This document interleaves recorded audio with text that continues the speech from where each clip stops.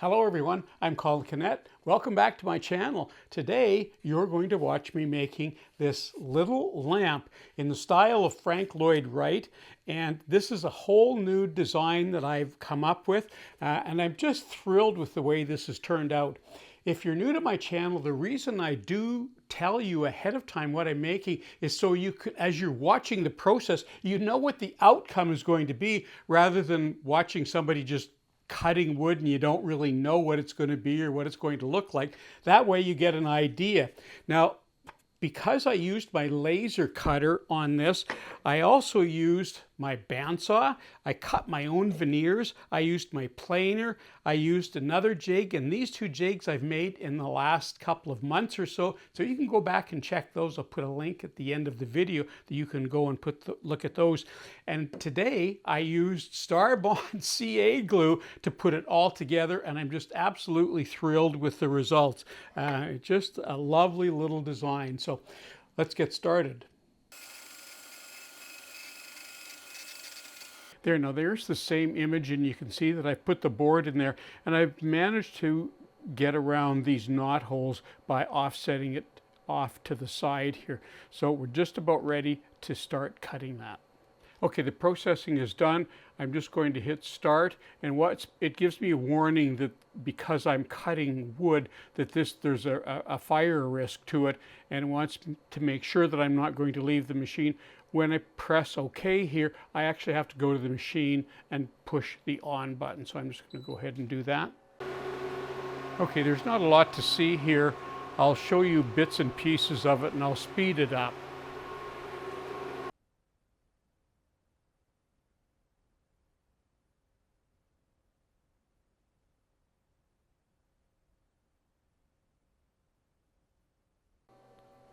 Okay, so that took about 5 minutes of time.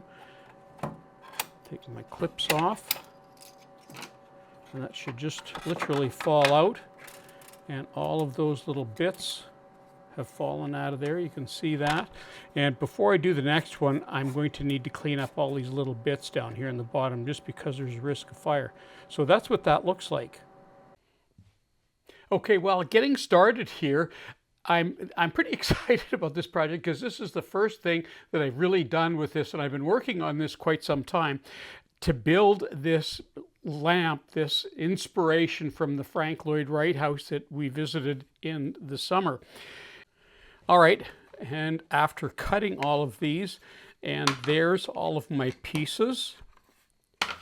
And I still have some wood here that I can use. I haven't figured out what I'm going to use this for, but I'll be able to use that wood for something else. So it won't go to waste at all. And there they are. And there's all three of them. Now, what I have done, I had pre-finished the wood that I used for this. I had pre-finished this wood, so you'll notice from some of the pieces that I just showed you, you can see the difference. This is the unfinished alder, and here's the finish. And I've used a Osmo finish on here, and what I liked about the Osmo, of course, it brings up the color much nicer, but it also seemed to be a little bit defined a little bit better than cutting this just plain and then trying to put Osmo on after. So I had these already pre-stained, and of course they're going to sit together, and you've already seen that because I've already showed you at the beginning, sort of that sort of thing. So the next thing I need to do now is to go over to the table saw, because this is a woodworking project. I need to go over to the table saw, and I did some experimenting off camera before I got started on this, and I found that this 3/8 square was a nice size, and that will give me some reveals on that. Now I'm at the table saw, and I'm just using my measuring bar, and there you can see that that's going to take a 3/8. I already have some wood cut, and I planed that down to 3/8, so I just need to run that through now.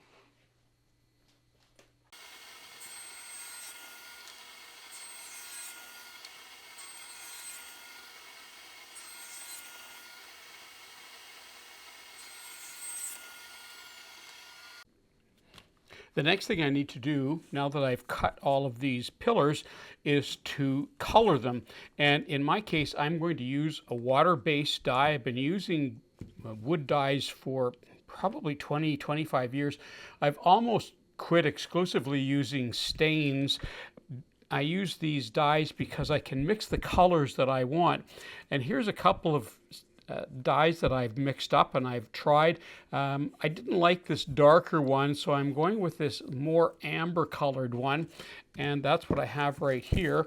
The nice thing about these water-based dyes is that they dry really quickly, and usually in an hour or less, and if they're still not dry, I can hit them with a heat gun and they come back very, very quickly. So I'm going to take a minute and just stir that. Always, always, always stir whatever you're using. Very, very important. Okay.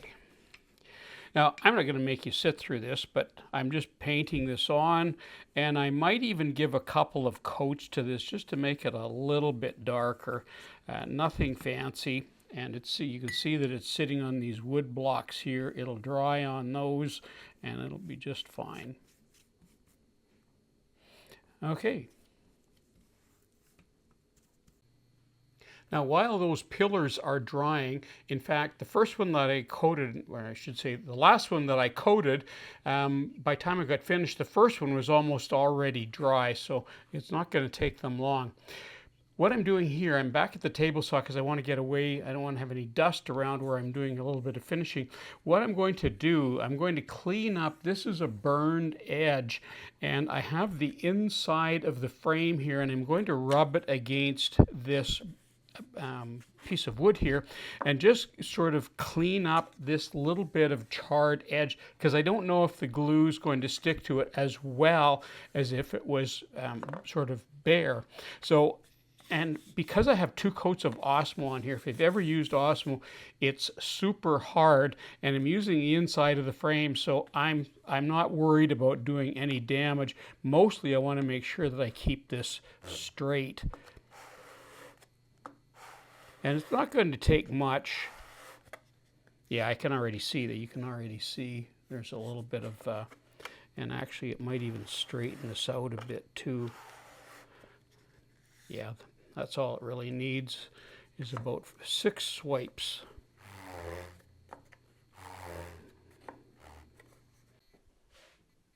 Well, there's my pillars. I know I can't see that all that well, but that's sort of the look there. Now, the next thing I need to decide is, I haven't cut these to length yet because I'm still trying to determine what's going to look good. Now, what I can tell you is, because this is a small item, it'll be on a table or maybe a shelf. What I need to make sure that I do is to make the top of the pillars a little bit shorter than the bottom, because there's an optical illusion that happens with these things. The same as with cabinet doors. You never want to put cabinet doors, vertical cabinet doors, in the middle of a cabinet. You want to make them usually a little bit on the lower side, and that way it gives the illusion that they're in the middle, because when you put them in the middle, they look awkward. And the same thing is going to happen with this. I was thinking originally 1 inch on the top and probably 1.5 inches on the bottom. We can't really see that here. So what I might do, I do have a couple of sticks here, and I think what I'm going to do is just do some testing and kind of see what I like, what looks good, and then I'll take some changes from there. Actually, there's something. They're pretty close to.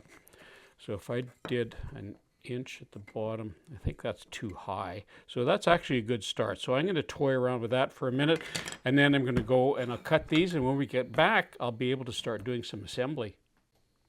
Well, now it's time to do some glue up, and you can see that I'm at my squaring jig. If you don't have one of these, boy, these things are just lifesavers.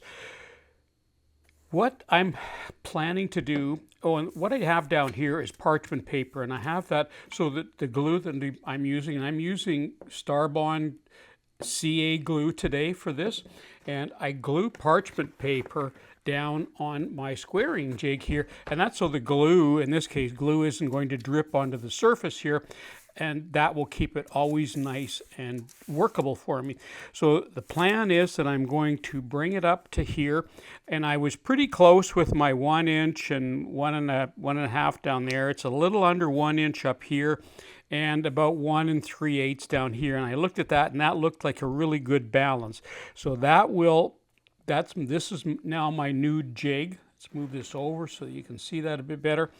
And after it's glued up, I will, and it's dry, I will take that out and I'll do the back side, and then I'll join the two together.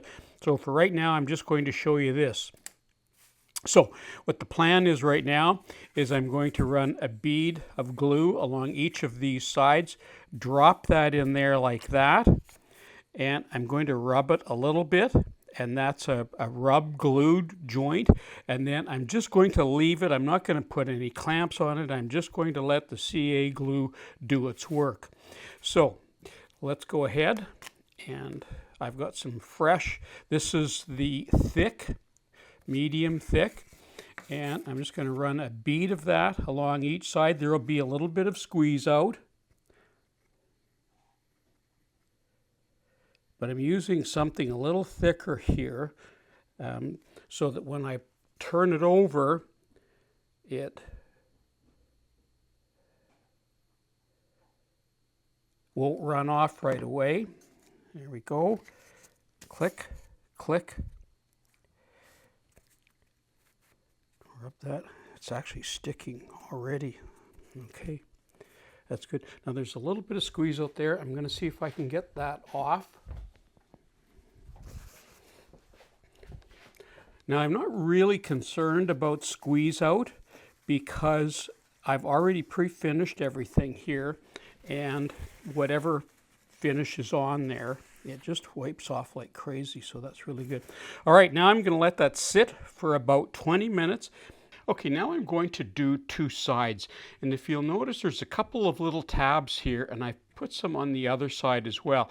And the purpose of the tabs is when I put this vertical side on, it won't go past, if I didn't put that on, when I try and glue that, it can move around here. So this way, it can't go past where I need it to go. And I've also got one of these corner clamping devices, and it's a perfect 90-degree. So what I'm going to do is I'm going to lay some glue down on here and put this on, and then I'm going to use my vertical piece here, angle piece, to keep that perfectly upright. But this time I'm actually going to use some spritz or some activator. And you notice I haven't been using activator, and that's because activator only works on sort of the surface. But I think there's going to be enough surface here that once I activate it and just sort of hold it for a few moments, I think that's going to keep it vertical, because I really don't want to be moving it after I've glued it, because that can weaken the glue.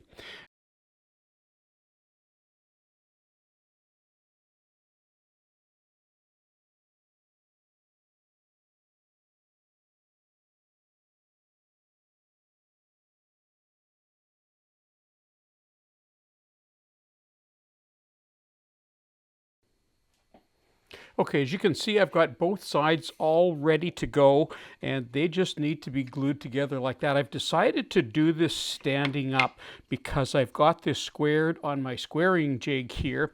I've also made another change. I'm moving from the medium thick to the full thick. This is the gap filler, and the reason I'm doing that is because I might need a little bit of movement here in putting this together. If it doesn't go together perfectly, I might need to wiggle it a little bit. And with this one here, I have very little time to do that. This one I have a lot more time, and it also means that I can use the accelerator, will work better with this thicker glue.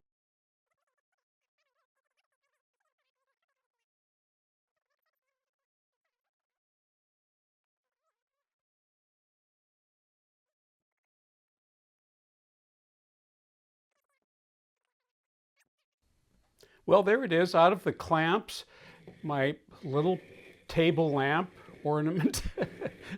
I'm just thrilled with this. I love this little design, but I'm not quite finished yet. I still need to, I colored these with wood dye, and now I need to finish the pillars. The panels are already finished.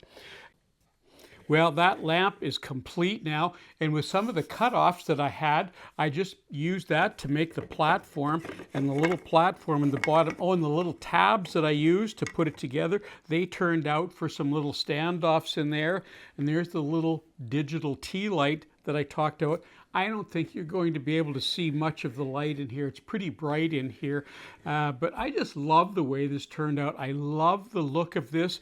It's I guess in the style of Frank Lloyd Wright, kind of an innovative idea, and I just think it looks beautiful. It's going to be a lovely addition to our living room. Maybe a little bit of art, maybe a little bit of lamp with the right lighting in there. But it was fairly easy to make, and I just love the look of this.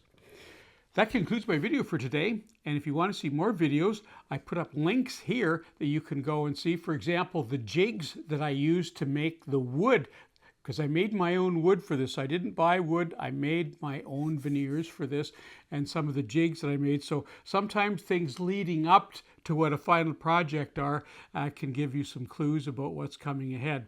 I'm Colin Kennett for Woodwork Web. Thanks for watching.